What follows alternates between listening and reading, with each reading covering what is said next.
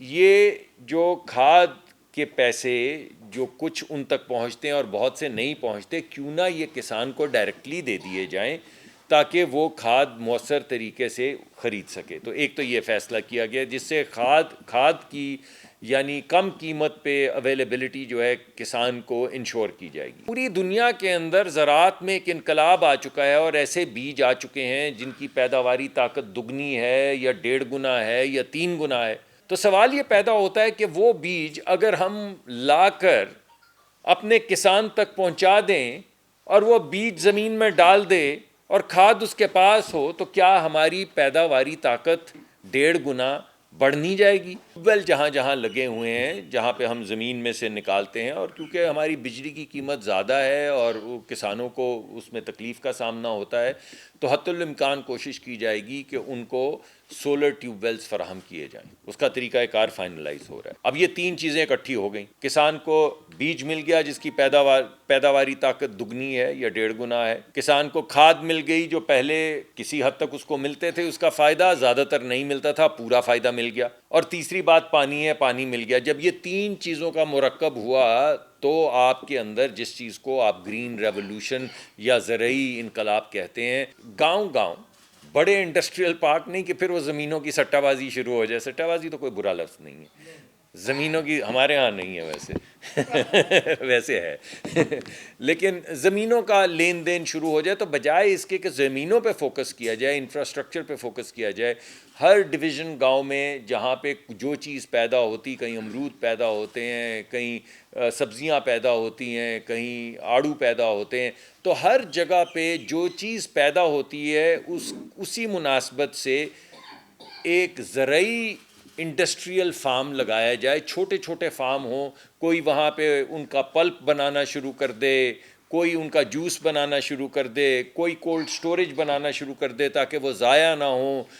کوئی cold storage, cold pipe جو value chain transportation کی ہوتی ہے، یعنی جو چیزیں ٹھنڈی آپ کو ٹرانسپورٹ کرنی ہے تو لوگوں کے پاس تو ایسے ٹرک نہیں ہوتے، تو ان کے لیے بینکوں کو ہدایت، پرائم منسٹر تو کہتے ہیں سختی سے پابند، میں کہہ رہا ہوں کہ ہدایت کی جائے گی کہ وہ یہ تمام زرعی لونز اور زرعی انڈسٹریل لونز جو ہیں وہ دیہی علاقوں میں دیں، تاکہ نہ صرف وہاں پہ پیداوار دگنی ہو بلکہ وہ شخص جو کسان ہے وہ آہستہ آہستہ ترقی کا زینہ چڑھتا چلا جائے، اور یہ جو صرف شہری علاقوں پہ مقرر کی گئی ہیں فیکٹریاں یا ویلیو ایڈڈ چیزیں یا ایکسپورٹ، یہ ہمارے جو غریب ترین علاقے ہیں، جو دیہی علاقے ہیں، جو کسان ہیں، محنت کش ہیں، ان تک بھی پہنچے۔ یہ ہو گئی دیہی علاقے کی بڑی کلیئر اسٹریٹجی جی۔ شہری علاقوں کے لیے اسی طرح جیسے میں نے آپ کو دیہی علاقوں کا کہا ہے، بینکوں کو پابند کیا جا رہا ہے کہ وہ چھوٹے چھوٹے قرضے دیں۔ کسی بھی ملک کے اندر، کسی بھی ملک میں، صرف پاکستان میں نہیں، کسی بھی ملک میں تقریباً 70 سے 80% امپلائمنٹ جو ہے وہ small to medium sized enterprise میں ہوتی ہے، یعنی چھوٹے جو کاروباری طبقہ ہے، چھوٹے کاروبار ہیں، وہ امپلائمنٹ پیدا کرتے ہیں اور ہمارے بچے بچیوں کو روزگار چاہیے۔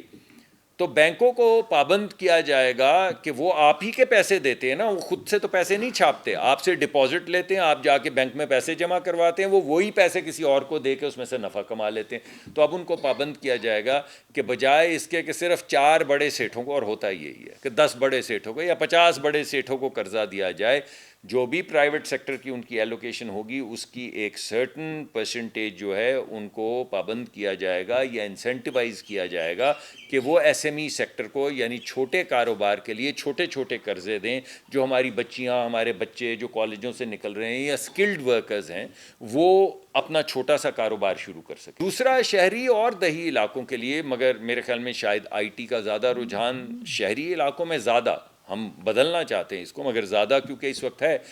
تو تقریباً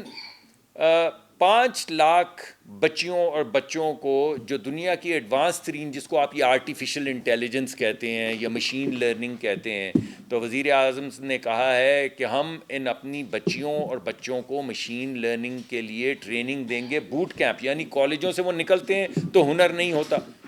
اب آپ کے بھی بچے بہن بھائی ہیں، جب آپ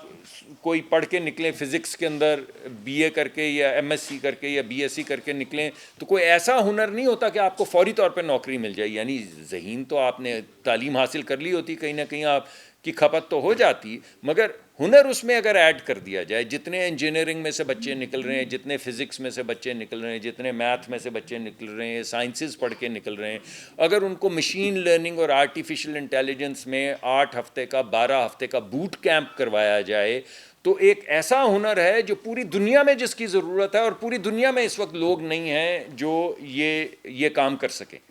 تو اس کے لیے وزیر اعظم نے یہ کہا ہے کہ اگر ہمیں باہر کی دنیا سے, چین سے یا دیگر ممالک سے ماسٹر ٹرینرز بھی بلانے پڑے تو ہم ان ماسٹر ٹرینرز کو لائیں گے اور یہاں پہ اپنی بچیوں اور بچوں کو تعلیم دیں گے, اپنے ینگ لوگ جو ہیں ان کو وہ ہنر دیں گے جس سے پاکستان میں نہیں, وہ پوری دنیا کے اندر جو کاروبار ہو رہے ہیں جن کا تعلق آرٹیفیشل انٹیلیجنس اور مشین لرننگ سے ہے, وہ پاکستان میں بیٹھ کے وہ کام کر سکے. تو یہ جو لائنیں لگی ہوتی ہیں ویزے لینے کے لیے, ہم خوار ہو رہے ہوتے ہیں, کسی کا ویزا اسپین کا ریجیکٹ ہو گیا, کوئی کہہ رہا ہے مجھے انگلستان کا نہیں مل رہا, کوئی کسی ملک کا کہہ رہا, تو بجائے اس کے کہ ہم ویزوں کی لائنوں میں کھڑے ہوں, اپنے گھر میں اپنے گھر کے سکون میں ایک کمپیوٹر کے ساتھ وہ تمام کاروبار کر کے ڈالر یہاں پہ کیوں نہ کمائیں. 2 کمپنیاں بنا چکی ہیں یہ سبسیڈیریز, مگر اب ہر کمپنی جو سرکاری ہے اس کو یہ کہا گیا ہے کہ آپ ایک رینیوبل انرجی کا, گرین انرجی کا ایک کمپنی بنائیں علیحدہ, جس کا کام صرف یہ ہو کہ وہ سستی جو اب بجلی ہے, کیونکہ بجلی کی بھی تو قیمت اگر کم کرنی ہے تو